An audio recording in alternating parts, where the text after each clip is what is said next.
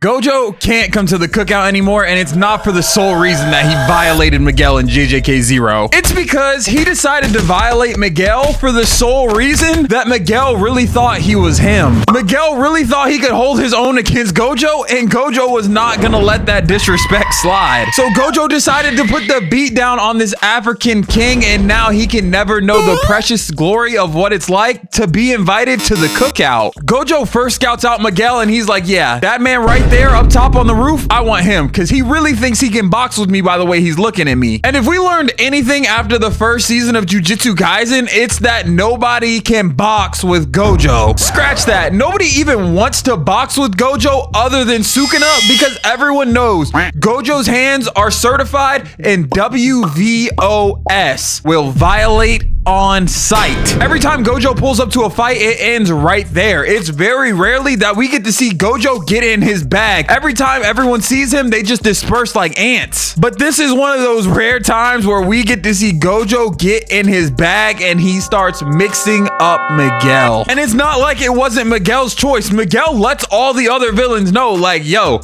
that man right there with the white hair, I want the ones with him right now. At this point, I knew Geto did not give Miguel the scouting report, because if he did, he would have known the #1 rule that everybody knows. Say it with me. Nobody runs ones with Gojo. Because challenging Gojo to a 1v1 Avatar Agni Kai is just never going to end well for you. But hey, if you think you're valid enough to go hand to hand, blow for blow with Gojo, I'm gonna kick my feet up, grab some popcorn, and just enjoy the show. The first clip we see of this man Miguel and his fight against Gojo, he's getting sat down, and you can just see on his face, he finally realizes what he got himself into, asking for the ones against Gojo. He's contemplating why no one gave him the scouting report on Gojo and why he's now about to get put on a t-shirt that he didn't even know about. RIP Miguel, cause of death, Gojo. Then his whole squad starts yelling at him like, Miguel, why are you even here? Aren't you supposed to be handling Gojo? Wasn't that what you said you wanted? And he's like, man, how do you think I even got over here, bro?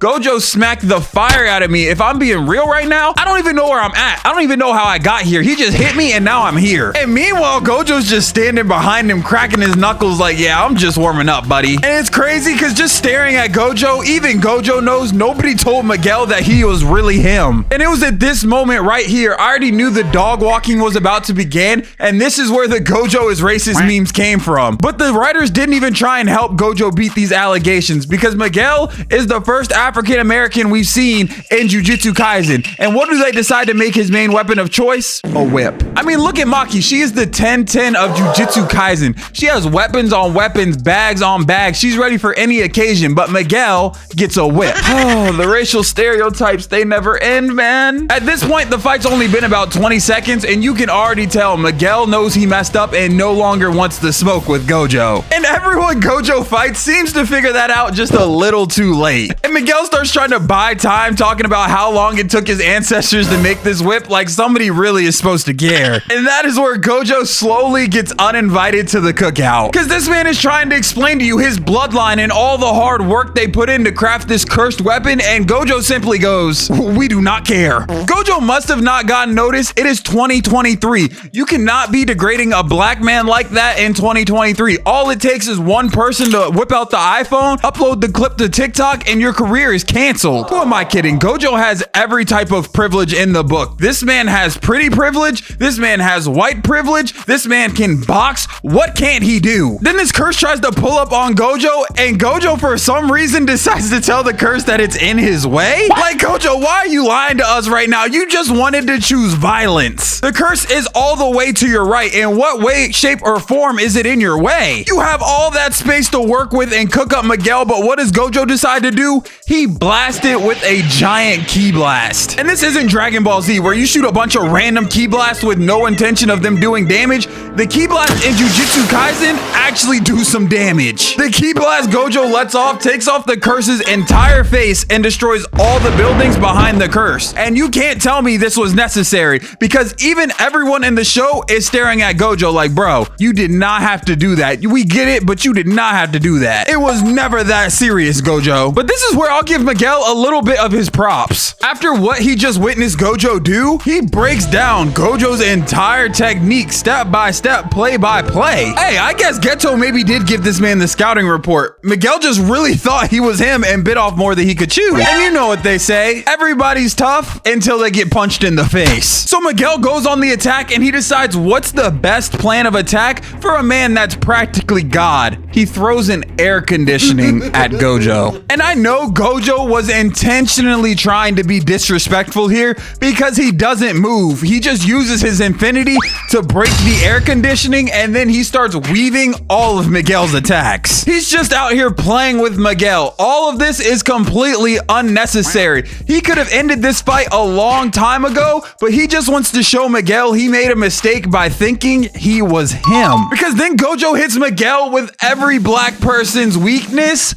Popeyes. All right, let me chill out. Like, Popeyes is better than KFC, but every person's weakness is kind of crazy. Gojo hits this man with a 3-piece combo. No biscuit, no drink. A gut punch, and then he follows it up with a... Was that a slap? Oh, nah. I know Gojo did not just slap this man mid-fight. That was personal. I'm telling you, this fight was only to boost Gojo's ego and show he's really him. And Gojo has chase down artist on Hall of Fame. He's not letting this man Miguel get any rest. Miguel wanted to think he was really him, and now Gojo's gonna show him what it means to really have that dog in you. Miguel summons these weak curses, and Gojo wastes no time blasting them away.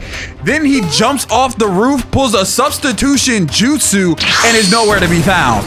Until he follows it up and blows this curse to pieces. And I know, it looks like Miguel dodged this, right? But nah, Gojo is a lunatic, I'm telling you. He pulled this punch for the sole reason that he wanted Miguel to be able to dodge it, just so Miguel could know if Gojo really wanted to, he would have had him looking like chalk on the pavement. It would have been over right there. And at this point, Miguel is doing anything in his power to get away from Gojo. He's out here pulling out Marvel DC spider whips to try and get away from Gojo, who uses his infinity to send him back. Straight disrespect. He's not taking Miguel serious at all. He's just making statements on why he's the tribal chief. Yo, shout out all my WWE fans if you actually got that reference. Gojo grabs this man by his neck and prepares to slam him to the ground. And just look at Gojo's face. You can just tell he really put his back into this one when he threw him. Once again, the Hall of Fame chase down artist kicks in and Gojo starts chasing this man down to mix him with his hands. Man starts getting disrespectful with the combos, throwing front hand, backhand slap combos with a mix of punches in there. For someone that seems to be in a rush, Gojo, please explain to me, why are you smacking this man? Who didn't invite you to the cookout to have this much built up anger? I didn't know one man could get this angry simply over not getting a plate at the cookout. This is for not giving me no mac and cheese. This is for not giving me no corn on the cob. This is for not giving me no fried chicken.